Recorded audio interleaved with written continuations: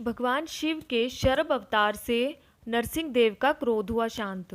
वैशाख महीने की शुक्ल पक्ष की चतुर्दशी को नरसिंह जयंती मनाई जाती है और इस बार यह जयंती बुराई पर अच्छाई की जीत की अवधारणा को बल देती है। भगवान विष्णु ने इस दिन आधे नर और आधे सिंह के रूप में नरसिंह अवतार लेकर अपने भक्त प्रहलाद की रक्षा की थी। इस अवतार में नरसिंह भगवान का क्रोध शांत ही नहीं हुआ। क्रोध की आग में भगवान नरसिंह ने संसार में हाहाकार मचा दिया।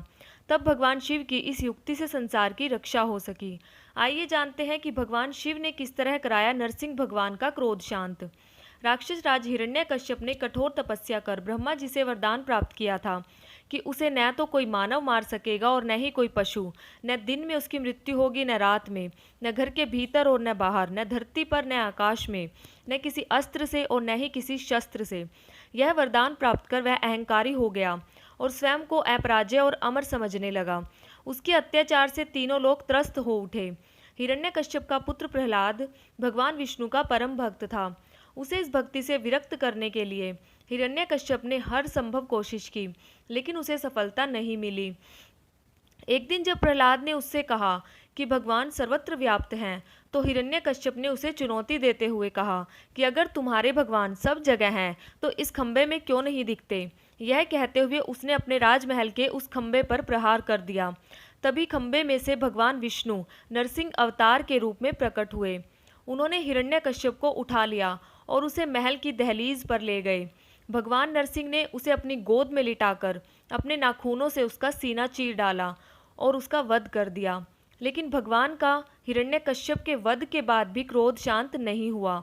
उनके इस क्रोध को देखकर हर कोई भयभीत होने लगा। भगवान नरसिंह के क्रोध से तीनों लोग कांपने लगे।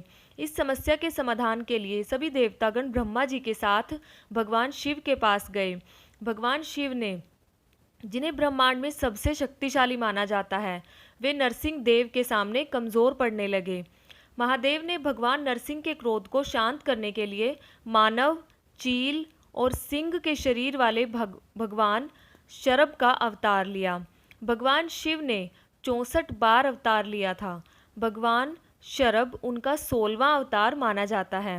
भगवान शरभ ने अपने पंखों की सहायता से नरसिंह देव के क्रोध को शांत करने का प्रयत्न किया, लेकिन उनका यह प्रयत्न बेकार गया और उन दोनों के बीच 18 दिनों तक युद्ध चला।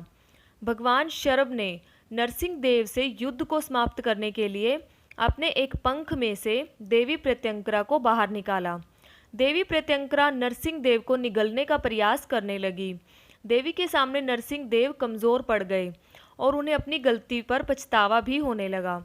इसलिए उन्होंने देवी से माफ़ी मांगी।